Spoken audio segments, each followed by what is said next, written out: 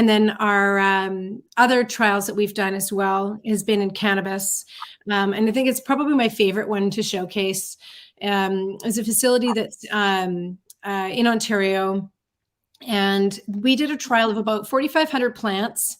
We did 4 different strains, all hydroponic, grown in cocoa. And each strain had 3 troughs assigned. So one was our trial group, and we had 2 flanking checks to complement. And they all were cloned at the same time. They were all provisioned at the same time. They're all at the same stage. And throughout their trial, varying on strain, they were noticing, obviously, the physiology of the plants of the treated group just looked a little greener, looked a little bit more vigorous.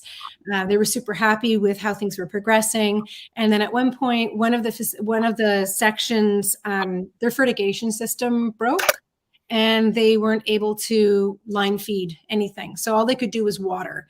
So for a period of about a week, I think it was about 6 or 7 days, that they were unable to actually feed nutrients.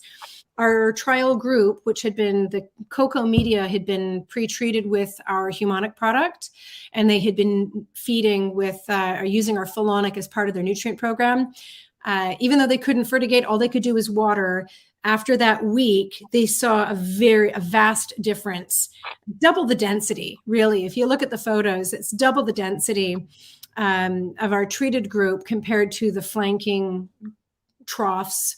They just looked like they were cropped at different times. They looked like they were, good couple of weeks apart.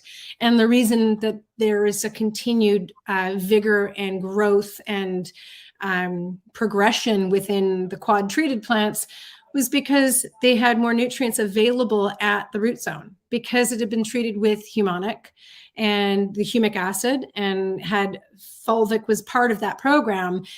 There was more nutrients accessible by those plants, even though they were only being watered and there was no other nutrient in there. So in times of stress, or where there are situations or environmental pressures that can happen in a controlled environment, which inevitably do happen, temperature suddenly swings high, or the temperature is suddenly cold and things start to slow down, your plants are better able to adapt to those situations, and you have that kind of buffer period to fix things. So even though, and they even found at the end that the plants in that particular strain that were treated performed well beyond what their baseline for that cultivar was. But even the controls in that group still were performing and ultimately performed lower than their baseline. So we not only saved the plants from being decremented in terms of their performance, they still outperformed. So even in times of stress, we do see a continued progression of those plants. And I think that's, it's great.